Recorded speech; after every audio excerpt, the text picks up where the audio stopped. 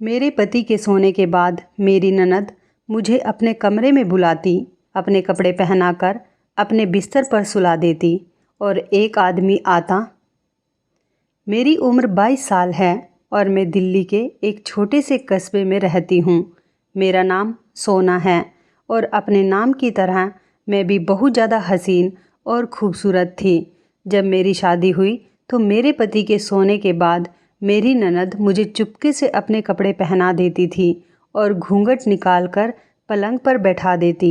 थोड़ी देर बाद एक आदमी मेरे कमरे में आता और मेरा हाथ पकड़कर पूरी रात रोता रहता और जाते समय मेरी गोद पैसों से भर देता।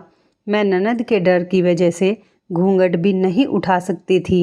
एक रात मैंने चुपके से ननद के दुपट्टे में छेद कर दिया और जैसे ही रात को वो आदमी मेरे कमरे में आया, मैंने छेद में से उसे देखा तो मेरे पैरों के नीचे से ज़मीन निकल गई, क्योंकि वो तो मेरा अपना ही।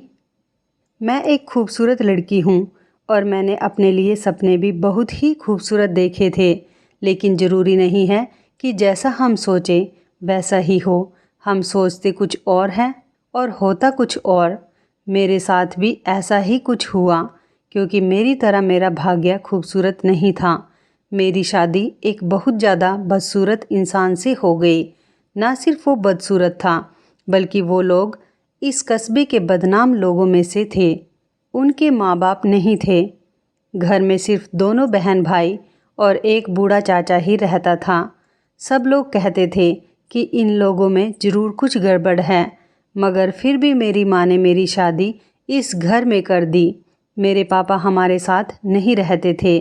उनका काम दूसरे देश में था और उनको छुट्टी बहुत मुश्किल से मिला करती थी। इसी वजह से घर के सारे फैसले मेरी माँ ही लिया करती थी। जिस इंसान से मेरी शादी हुई उसका नाम केशव था और वो पूरे कस्बे में सबसे ज़्यादा सुस्त और गंदा इंसान था। सब उसको कहते थे कि उसका कुछ भी नहीं हो सकता, क्योंकि वो बहुत ही सुस्त है। मैंने तो उनके घर के बारे में यह भी सुन रखा था कि इनके घर से बहुत ही गंदी तरह की बदबू आती है। अगर कस्बे से कोई भी इनके घर जाता तो बदबू की वजह से उसका वहाँ रुकना मुश्किल हो जाता था। फिर भी मेरी माँ मेरी शादी इस घर में कराना चाहती थी। मुझ में कोई बुराई भी नहीं थी और मैं तो एक बहुत ज़्यादा खूबसूरत लड़की थी। इसमें मेरी कोई गलती भी नहीं थी। अगर मैं तलाकशुदा होती तब भी ठीक था कि मजबूरी में मेरी ऐसे घर में शादी करनी पड़ी, लेकिन मेरे साथ तो ऐसी कोई परेशानी ही नहीं थी। मैं और लड़कियों से ज़्यादा खूबसूरत और हसीन थी, पढ़ी लिखी भी थी, जबकि हमारे ख़ानदान में 5वीं कक्षा के बाद लड़कियों को आगे पढ़ाया नहीं जाता था। और मेरे अंदर इतनी सारी अच्छाइयाँ होने के बाद भी मेरी माँ ने मेरा रिश्ता केशव के साथ तय कर दिया। इस बात पर हमारा पूरा कस्बा हंस रहा था कि हमारे कस्बे की सबसे खूबसूरत लड़की का रिश्ता केशव जैसे इंसान के साथ तय हो गया था। केशव इस टाइप का लड़का था कि जिसका मजाक हमारे कस्बे के हर घर में उड़ाया जाता था। लोग उसे बहुत ज़्यादा तंग करते थे। मैं तो ये सोच सोच कर ही मरी जा रही थी कि वो मेरा पति बनने वाला है। जब मैं केशव के साथ अपने किसी दोस्त के घर जाऊंगी तो वो मेरी कितनी हंसी उड़ाएंगी और मेरा कितना मजाक बनाएंगी और बहुत ज़्यादा बातें बनाएंगी। मैंने अपनी माँ से बहुत बार लड़ाई की और उन्हें साफ साफ मना किया कि मैं शादी बिल्कुल भी नहीं करना चाहती हूँ। इसी बात पर मेरी माँ ने मेरे 2-4 थप्पड़ भी लगा दिए, जबकि बचपन से लेकर आज तक मेरी माँ ने कभी मेरे ऊपर हाथ तक नहीं उठाया था। पर जब भाग्य ही साथ ना दे तो किसी से क्या शिकायत करनी। यहाँ तक कि मेरी शादी केशव के साथ हो ही गई। पापा शादी वाले दिन ही आए, थोड़े गुस्सा हुए, पर तब तक मेरी शादी केशव से हो चुकी थी। मैं दुल्हन बनी अपने कमरे में बैठी थी। सच में इनके घर से बहुत गंदी बदबू आती थी, लेकिन मैं यहाँ से उठकर कहीं नहीं जा सकती थी। मैं तो बस भगवान से प्रार्थना ही कर रही थी कि केशव मेरे कमरे में ही ना आए, और अगर आ भी जाए तो मेरे पास ना आए। लेकिन जब दरवाज़ा खुला तो सच में केशव नहीं आया था, बल्कि केशव की बहन रचना ने कमरे में कदम रखा था। वो 42 साल की थी और अभी तक उन्होंने शादी नहीं की थी। उन्होंने आते ही अचानक से मेरे हाथ पकड़ लिए और मेरे हाथ पकड़कर रोने लगी। मैं परेशान हो गई कि ये ऐसी हरकत क्यों कर रही है। उन्होंने कहा कि मैं बहुत मुश्किल में हूँ, मुझे तुम्हारी मदद चाहिए। मैंने कहा कैसी मदद चाहिए और वो मुझसे इस समय मदद क्यों मांग रही हैं, जबकि इस समय मुझे खुद ही उनकी मदद की ज़रूरत थी, क्योंकि मैं केशव के साथ अपनी ज़िंदगी की शुरुआत नहीं करना चाहती थी। मेरी ननद ने मुझसे कहा कि भाभी, मैं बहुत बड़ी मुश्किल में हूँ, मैं जैसा कहती हूँ आप वैसा ही करती जाइए, इसके बाद आप जैसा कहेंगी मैं वैसा ही करूँगी। मेरी ननद की इस बात ने मुझे सोचने पर मजबूर कर दिया। मैंने उससे पूछा कि तुम मुझसे क्या करवाना चाहती हो, मुझे बताओ तो सही, तुम्हें मुझसे क्या काम है। उसने मुझसे कहा कि मैं पूरी बात तुम्हें शुरू से बताऊंगी, अभी मुझे तुम बताओ कि मैं इस समय तुम्हारे लिए क्या कर सकती हूँ। जब मेरी ननद ने मुझसे पूछा तो मैंने उसको साफ साफ कह दिया कि अपने भाई को आज कमरे में नहीं आने देना, मेरे सर में बहुत दर्द है।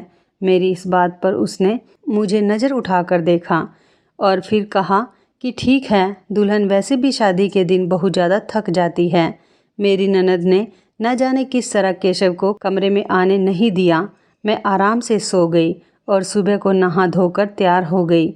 मेरे दिल में यह इरादा था कि अच्छे से इस घर की सफाई करूंगी, पता लगाऊंगी कि ये बदबू कहाँ से आ रही है। अगला दिन भी निकल गया। मैं कुछ दिन अपने माँ बाप के घर रह कर आई और काफ़ी समय अपने कमरे को साफ करने में निकाल दिया। मुझे रचना ने मना किया कि अभी अभी शादी हुई है, तुम कोई काम मत करो, पर मेरा कहना था कि मैं इस बदबू में नहीं बैठ सकती। जब मैंने बदबू का नाम लिया तो इसके बाद रचना ने और कोई बात नहीं की। इसी तरह रात हो गई और जब रात को केशव सो गया, मेरी ननद ने मेरे कमरे की खिड़की खटखटाई। पहले तो मुझे लगा कि पता नहीं कौन है और कहाँ से आवाज़ आ रही है, इसलिए मैंने ध्यान नहीं दिया। पर जब खटखटाने की आवाज़ में तेज़ी आई तो मैंने दरवाजे पर जाकर देखा, वहाँ पर कोई नहीं था। वापस आकर मैं पलंग पर सो गई। जब दोबारा से आवाज़ आई तो मैंने ध्यान से सुना कि आवाज़ किस तरफ से आ रही है। जैसे ही मैंने खिड़की खोली तो मेरी ननद वहाँ पर खड़ी थी। उसने मुझे बाहर आने का इशारा किया। जब मैं बाहर आई तो उसने मुझसे कहा कि मैंने आपसे एक काम करने का वादा किया था, आपको वो काम आज ही करना है। मैंने अपनी ननद से कहा कि क्या काम है, पहले मुझे ठीक तरह से समझाओ, क्योंकि उस समय भी मेरे मन में गांव वालों की ही बातें चल रही थी, क्योंकि गांव वाले इन दोनों भाई बहनों को बिल्कुल अच्छा नहीं समझते थे। मैं झूठ नहीं बोलूँगी, मगर उस समय मेरे दिमाग में यही सब बातें चल रही थी कि ये मुझसे ज़रूर कुछ गलत काम ही करवाएगी या फिर इसका कोई चक्कर होगा जिसका हल ये मुझसे निकलवाना चाहती है। वो मेरा हाथ पकड़कर मुझे अपने कमरे में लेकर आई और अपनी अलमारी से एक सूट निकालकर मुझे पहनने के लिए कहने लगी। मैंने हैरत से उससे पूछा कि तुम्हारे कपड़े क्यों पहनूं, वो भी रात के इस वक्त। उसने मुझसे कहा कि पहले आप ये कपड़े पहने, फिर मैं आपको सारी बात बताती हूँ। मैंने अपनी ननद से कहा कि पहले वो मुझे शुरू से सारी बात बताए, तभी मैं उसके कपड़े पहनूंगी। वो अचानक से ज़ोर ज़ोर से रोने लगी और उसके आंसू देखकर मैं बहुत घबरा गई। वो रोते हुए मुझसे कहने लगी कि हम दोनों बहन भाई बहुत छोटे थे जब हमारे माँ बाप हमें छोड़कर इस दुनिया से चले गए, और उस समय हमारे हालात ऐसे थे कि हमारे पास खाने को कुछ भी नहीं था। ये जो आज केशव भाई की हालत है वो उसी वजह से है। जेब में पैसे नहीं थे, हाथ में कोई हुनर नहीं था, करते तो क्या करते। कहते हैं ना कि गरीबी से बड़ी कोई बद्दुआ नहीं होती और भूख से बड़ी कोई बीमारी नहीं होती।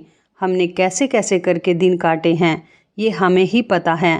हमारा कोई अपना तो था ही नहीं, बस एक चाचा ही था, उसने हमारा साथ दिया। कभी कभी खाने को रोटी दे देता था, कभी कभी 3 दिन बाद खाना मिलता था, तो कभी 4 दिन बाद खाना मिलता था। ऐसे ही कर करके घर का सारा सामान बिक गया। जब केशव भाई बड़े हुए तो फिर जगह जगह काम करके हमने ही ये घर बनवाया। जैसे तैसे करके हमने अपना घर चलाया। मोहल्ले वाले जो हमारे बारे में बातें करते हैं हमारी पूरी सच्चाई नहीं जानते। हम बहुत गरीब और मजबूर लोग हैं। मैंने अपनी ननद से कहा कि मुझे यह कहानी मत सुनाओ, जो काम है वो बताओ। उसने मुझसे कहा कि आपकी गलती नहीं है, आप भी मुझे गलत ही समझेंगी, लेकिन इस गरीबी से तंग आकर मैंने एक बहुत अजीब सा काम कर डाला है। मैंने उससे हैरत से पूछा, अजीब से काम से तुम्हारा क्या मतलब है? कौन सा अजीब सा काम किया है तुमने? फिर उसने मुझे एक बहुत अजीब सी बात बताई और सच में उस बात को सुनकर मैं बहुत ज़्यादा हैरान हुई। और ये भी सच है कि ऐसी चीज़ों के बारे में मैंने आज तक सिर्फ सुना ही था, लेकिन ऐसा इंसान नहीं देखा था जिससे इन बातों पर विश्वास हो। वो मुझे बताने लगी कि मैं गरीबी से तंग आकर एक तांत्रिक के पास गई।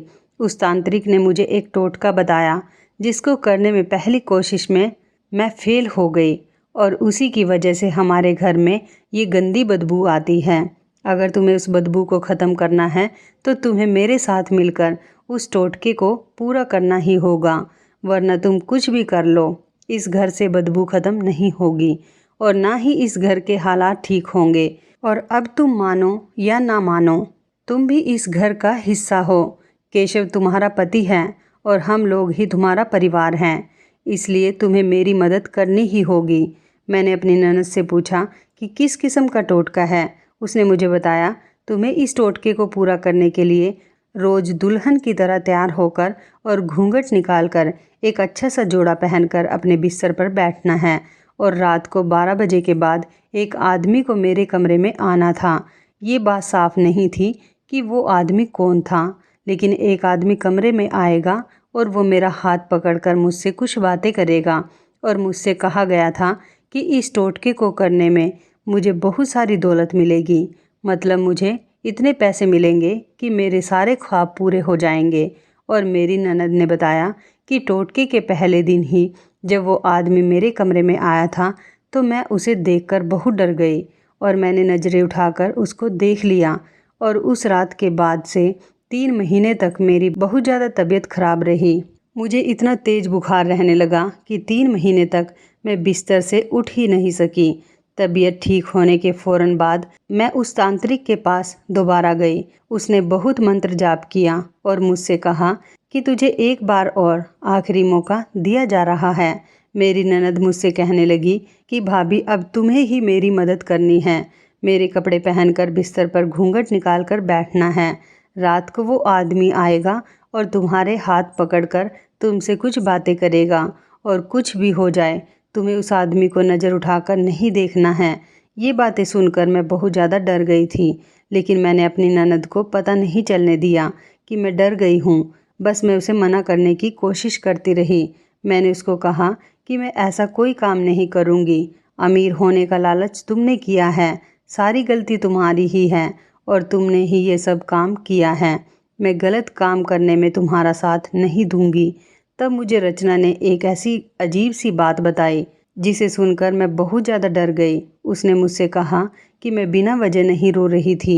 अब चाहे कुछ भी हो जाए, आपको मेरी मदद करनी ही होगी, क्योंकि तांत्रिक ने मुझे बताया है कि अगर 15 दिन के अंदर ही इस टोटके को पूरा ना किया जाए तो इस घर में रहने वाले हर इंसान की मौत हो जाएगी।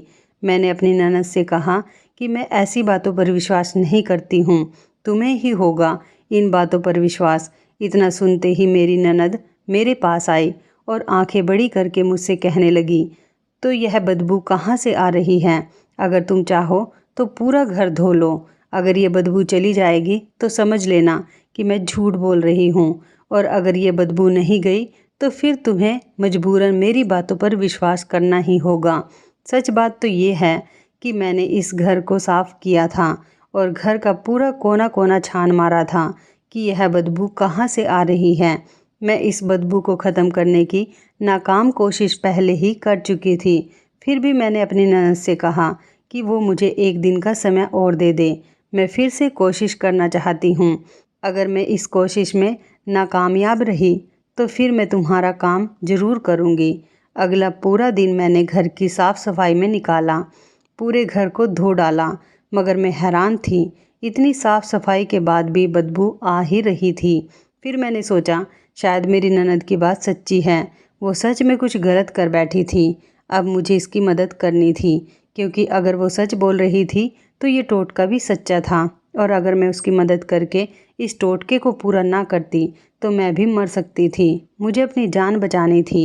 तभी मैंने देखा कि मेरी ननद अपने कमरे में बैठी बच्चों की तरह रो रही हैं और भगवान से माफ़ी मांग रही हैं और कह रही थी कि हे भगवान, मैंने पैसों के लालच में पड़कर बहुत बड़ी गलती कर दी, मुझे माफ़ कर दे और हम सब की जान बचा ले।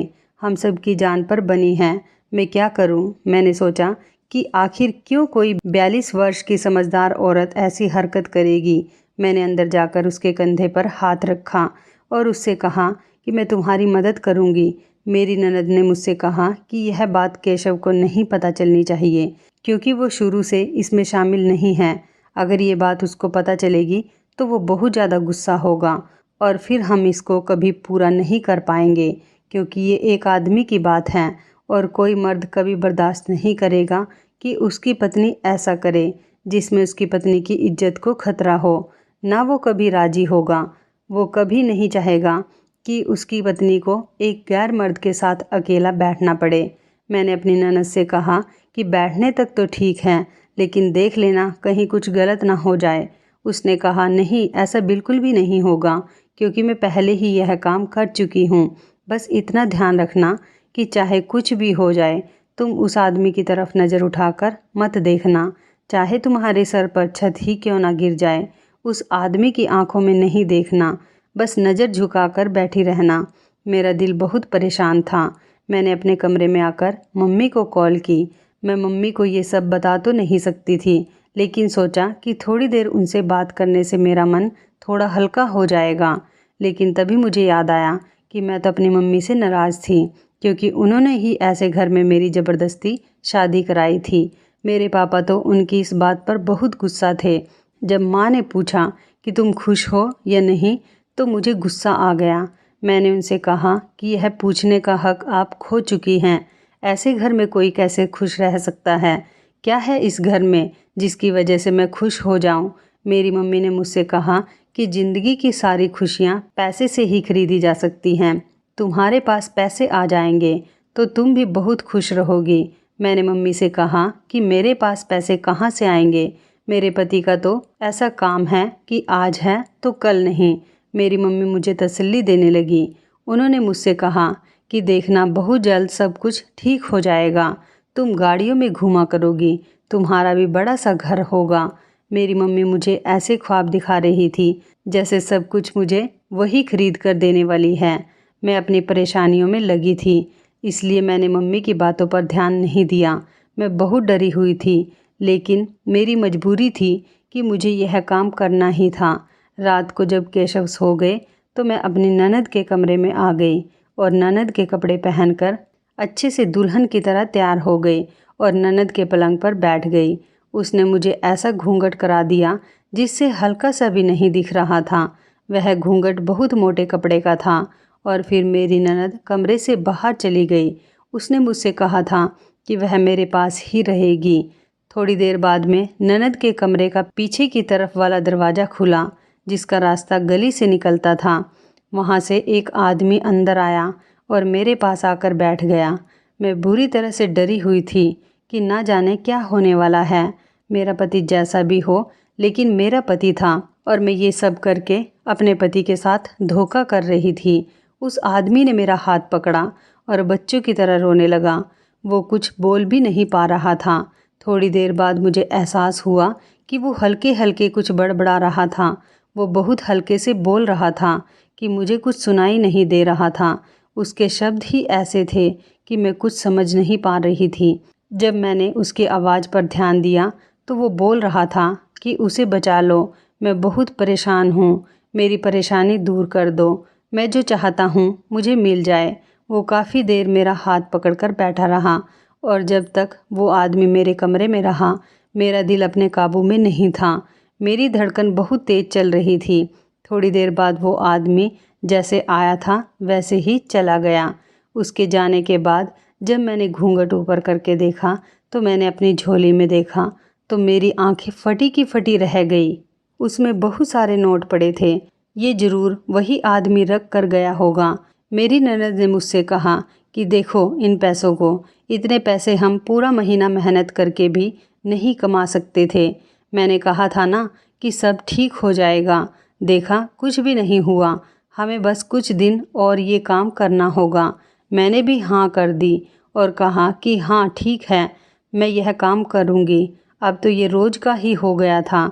वो आदमी रात को आता और मेरी झोली पैसों से भर देता था, लेकिन वो सारे पैसे मेरी ननद मुझसे ले लेती थी। वो बहुत खुश होती।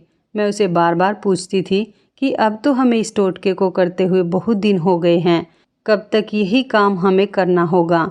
उसने कहा कि थोड़े दिन और करना होगा।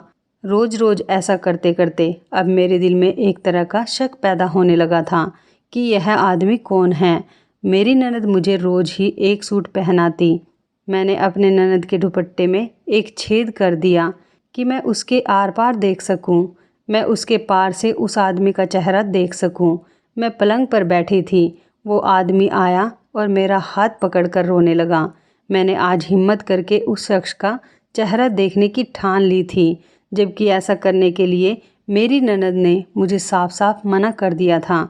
लेकिन अपने दिल में पैदा हुए शक के कारण मुझे आज उसका चेहरा देखना ही था कि मेरी ननद मुझे पागल बना रही है।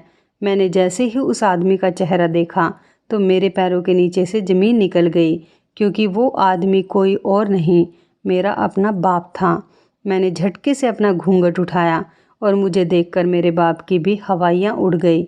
मैंने उससे पूछा कि आप यहाँ क्या कर रहे हैं। मेरे पापा मुझे जवाब देने के बजाय थर-थर काँपने लगे और तेज़ी से वहाँ से भाग गए।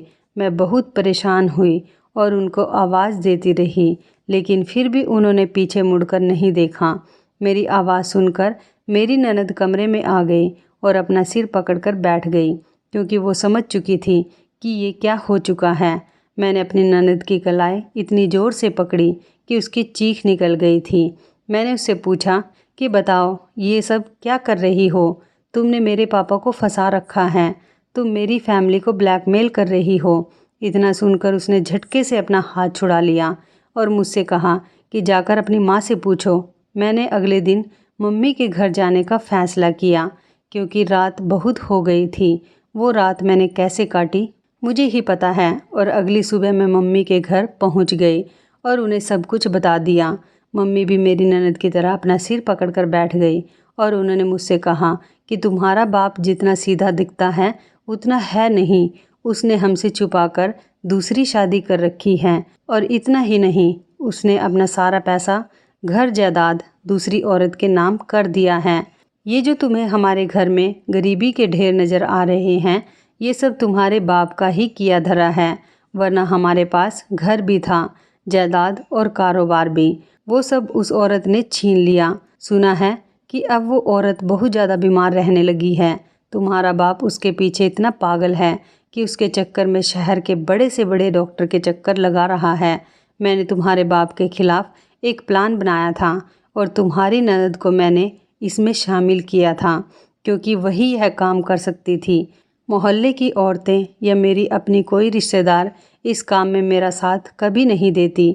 हमने उनसे कहा कि उन्हें कुछ दिन तक एक कमरे में भेजा जाएगा, जहां एक औरत घूंघट करके बैठी होगी। उसे उसका हाथ पकड़कर अपनी सारी परेशानियां बतानी हैं और फिर उपहार के तौर पर उसे कुछ पैसे देने हैं। तुम्हारे बाप ने अपना सारा कुछ उस औरत पर लुटा दिया और उस पर हमारा भी कुछ हक है, जो अब हम उससे वापस लेने की कोशिश कर रहे हैं। लेकिन तुम्हारी ननद बहुत चालाक निकली। जब वो मेरी साथी बन गई तो उसने मुझसे तुम्हारा रिश्ता अपने भाई केशव के लिए मांग लिया। मैं बुरी तरह फंस चुकी थी। अगर मैं उसको इनकार करती तो वो तुम्हारे बाप को बता देती, और ऐसा करने से तुम्हारा बाप मुझे तलाक दे देता। मुझे मजबूर होकर तुम्हारा रिश्ता उसके भाई के साथ करना पड़ा। लेकिन ये कैसे हो सकता है? पापा जानते हैं कि मेरी शादी उस घर में हुई है। वो मेरी शादी के दिन वहाँ मौजूद थे।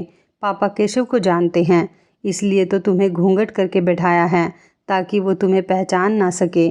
तुम्हें बैठाने का मकसद यही था, क्योंकि हमने तुम्हारे बाप से कहा था कि वहाँ एक नौजवान लड़की बैठी होगी, और तुम्हारी ननद तो जवान ही नहीं है।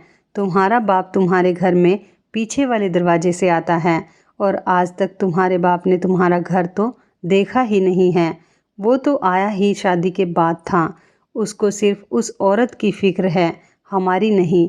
फिर मैंने मम्मी से पूछा और वो बदबू कहाँ से आती है? तो उन्होंने कहा, मैंने तुम्हारी ननद को घर में छिड़काव के लिए ऐसे केमिकल्स दिए थे जिनसे पूरे घर और घर के आसपास बदबू आती रहे, ताकि कोई भी उनके घर ना आ सके और किसी को भी हमारी सच्चाई पता ना चले। अगर हम तुम्हें इन बातों की बारीकी बताते भी तो तुम हमारी मदद को कभी राजी नहीं होती। मैंने अपनी माँ से कहा, मम्मी आप बिल्कुल ठीक कह रही हैं, मैं अभी भी आपकी मदद नहीं करूँगी क्योंकि वो औरत बीमार है और आप उसकी बीमारी का फ़ायदा उठा रही हैं। मैं पापा को सब कुछ बता दूँगी। लेकिन उस दिन के बाद से पापा मेरे सामने आने से हिचकिचा रहे थे। पापा सब कुछ जान चुके थे। 2 दिन बाद पापा घर पर आए। मैं उस दिन घर पर ही थी। वो बहुत उदास लग रहे थे। पापा ने कहा कि मेरे पास जो कुछ भी है वो सब कुछ तुम लोग ले लो, क्योंकि वह औरत मर चुकी थी जो उनकी दूसरी बीवी थी। पापा ने अपना सब कुछ हमारे नाम तो कर दिया, लेकिन उस दिन के बाद से हमें छोड़कर पता नहीं कहाँ चले गए। उनके पास मोबाइल भी नहीं था और हमें उनका पता भी नहीं था। हम उन्हें कैसे ढूंढते? मेरी मम्मी को घर दौलत सब कुछ मिल गया था और उनकी सौतन भी इस दुनिया से जा चुकी थी, लेकिन अपने साथ में उनका सुहाग भी ले गई थी। मैंने इस बात से यही सीखा कि चाहे कुछ भी हो जाए, अपनी ज़िंदगी के हमसफ़र के साथ कभी भी धोखा नहीं करना चाहिए। जिसे भगवान ने हमारे लिए चुना है, हमें उसे कबूल कर लेना चाहिए, क्योंकि भगवान का फ़ैसला कभी गलत हो ही नहीं सकता। मैंने केशव को दिल से कबूल कर लिया और केशव से कहा कि हमें हमारी ननद की भी शादी करवा देनी चाहिए। उसके लिए भी एक अच्छा सा रिश्ता मिल गया और वो भी शादी करके अपने घर की हो गई। इसी बीच मैंने केशव को सबके साथ उठने बैठने बातचीत करने के तौर तरीके सिखाए और उससे कहा कि अपनी पढ़ाई फिर से शुरू कर दे और साथ ही छोटा मोटा कोई कारोबार कर ले। ऐसा करने में मुझे बहुत समय लग गया, लेकिन कोशिश करते करते मैं अपनी ज़िंदगी की गाड़ी पटरी पर ले आई और अब मैं अपनी ज़िंदगी में बहुत खुश हूँ। तो इस कहानी के बारे में आपकी क्या राय है? कमेंट करके ज़रूर बताइएगा। दोस्तों, आपको हमारी ये मज़ेदार कहानी कैसी लगी? आप हमें कमेंट बॉक्स में ज़रूर बताएं। यदि आपके पास भी ऐसी कोई प्यारी सी कहानी है या फिर ऐसी कोई कहानी जिससे कुछ शिक्षा मिले, तो आप हमारे साथ उसको ज़रूर शेयर करें।